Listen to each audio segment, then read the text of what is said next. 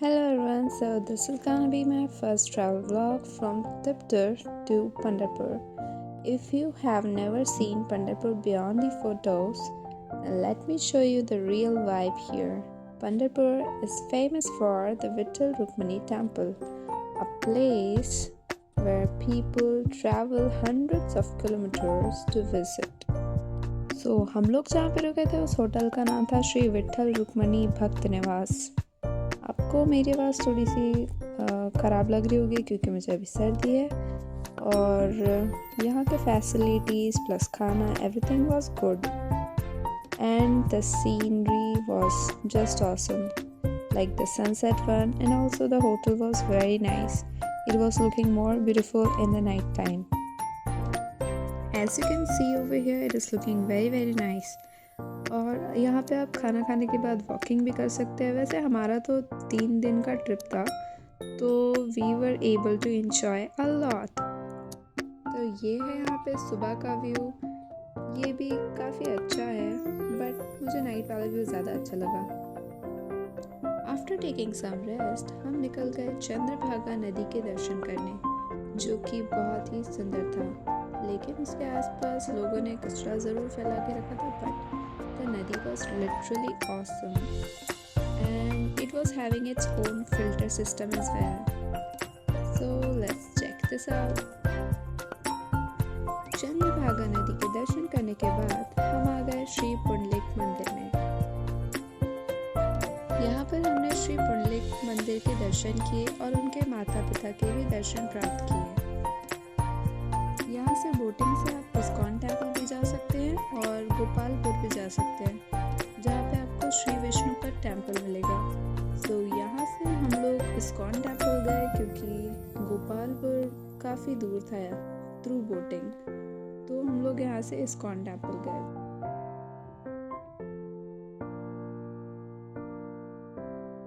तो यहाँ से आप देख सकते हैं कि इस्कॉन टेम्पल काफ़ी नियर बाय है नदी के तट के किनारे।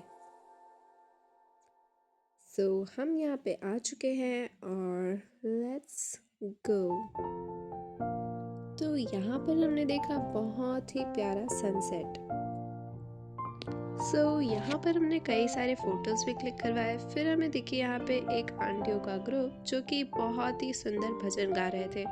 It was really soothing.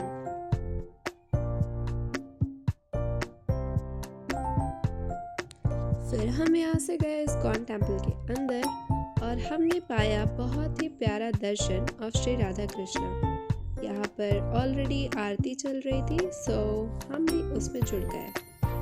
तो यहाँ पर हमारा डे 1 की एंडिंग होती है and then comes to day 2, जहाँ पे हम गोपालपुर जाते हैं और विष्णुपद और श्री नारद मुनि के टेम्पल के भी दर्शन हो पाते हैं, जो कि पानी के बीचों बीच स्थित है।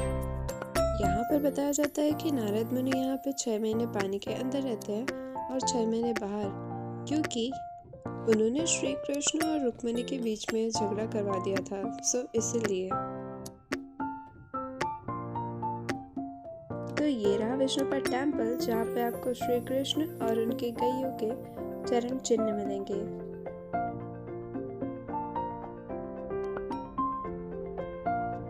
और फिर हम आ गए संत जनाबाई टेम्पल में, जहाँ पर आप देख सकते हैं उनकी रसोई और उनकी समाधि, जहाँ पे फाइनली जनाबाई कृष्ण के साथ लीन हो गई।